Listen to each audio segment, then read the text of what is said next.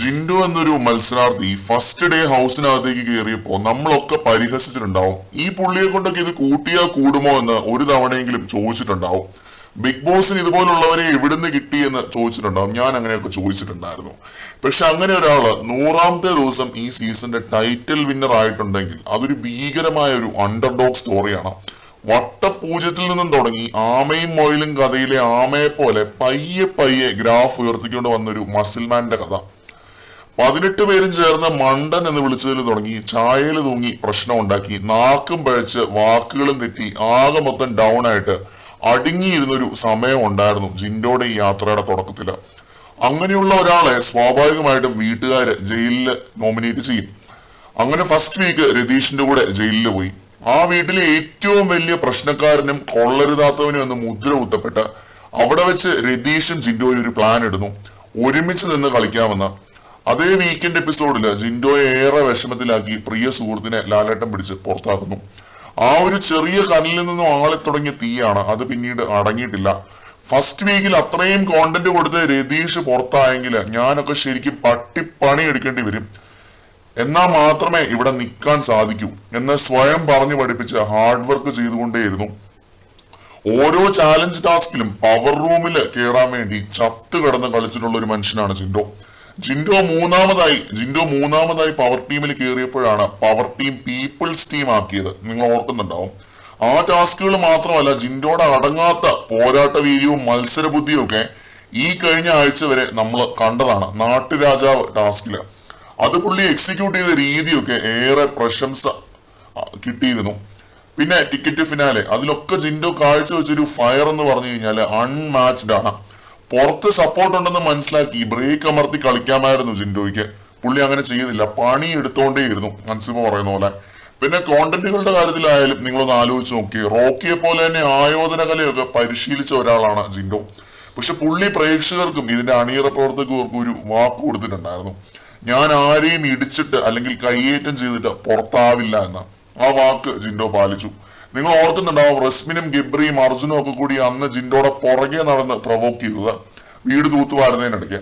അപ്പോഴൊക്കെ കൺട്രോൾ വിട്ട് പെരുമാറാൻ ജിൻഡോയ്ക്ക് പറ്റുമായിരുന്നു, അത് പുള്ളി ചെയ്തില്ല. ആത്മസംയമനം പാലിച്ച് ഹാർഡ് വർക്ക് കൊണ്ട് അവർക്ക് മറുപടി കൊടുത്തു. മരുന്നിന്റെ ഡോസേജിൽ സിഗരറ്റ് റൂമിൽ കിടന്നത് മയങ്ങി പോയതിനെ വരെ വലിയ പ്രശ്നമാക്കി അയാളുടെ മണ്ടയ്ക്ക് വെറുതെ കുതിര കയറിയിട്ടുണ്ട് അവിടെ ഉള്ളവര്. നിർദാക്ഷിണ്യം ഒറ്റപ്പെടുത്തിയിട്ടുണ്ട്. അപ്പൊ പിടിച്ചു നിൽക്കാൻ വേണ്ടി ഉറങ്ങിയിട്ടില്ല എന്ന് പുള്ളിക്ക് പറയേണ്ടി വന്നു. അതിനെയാണ് ഇപ്പോഴും പലരും കള്ളം പറഞ്ഞവൻ, കള്ളൻ, ഉഡായിപ്പൻ എന്നൊക്കെ പറഞ്ഞ് നടക്കുന്നത്. ആ രീതിയിൽ ട്രിഗർ ചെയ്യാനും സെൽഫ് കൺട്രോൾ നഷ്ടപ്പെടുത്തി കൈവിട്ട കളി കളിച്ച് പുറത്താക്കാനും പലരും ശ്രമിച്ചിട്ടുണ്ട് ജിൻഡോയെ. പക്ഷെ ജിൻഡോ അപ്പോഴൊക്കെ പ്രേക്ഷകരെ വിശ്വസിച്ച് പ്രേക്ഷകരുടെ ഇഷ്ടം പിടിച്ചു പറ്റാനായിട്ട് കളിച്ചുകൊണ്ടേയിരുന്നു.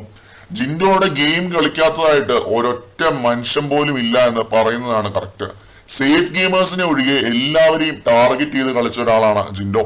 കൂടെ നിന്ന് സപ്പോർട്ട് ചെയ്യാൻ ഹൗസിനകത്ത് ആരും ഇല്ലാത്തത് കൊണ്ട് തന്നെ എല്ലാവരും പുള്ളിയുടെ എതിരാളികൾ തന്നെയായിരുന്നു. പുള്ളി ഒരു ഇൻഡിവിജ്വൽ ഗെയിമർ. ഈ സീസണിൽ ആകെ ആ രീതിയിൽ കളിച്ചിട്ടുള്ള മറ്റൊരു മത്സരാർത്ഥിയാണ് നോറ. പക്ഷെ നോറയ്ക്ക് ആ ലെവലിലുള്ള ഒരു ഓഡിയൻസ് ഗെയിം ഇല്ലായിരുന്നു. ജിൻഡോ അങ്ങനെയല്ല, പ്രേക്ഷകരുടെ പൾസ് അറിഞ്ഞ് കോണ്ടന്റുകൾ കൊടുത്തുകൊണ്ടേയിരുന്നു.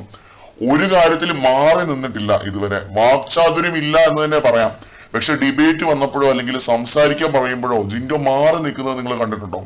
ഡാൻസ് അറിയില്ല, പക്ഷെ ഡാൻസ് കളിക്കാൻ പറയുമ്പോൾ മാറി നിൽക്കുന്നത് കണ്ടിട്ടുണ്ടോ?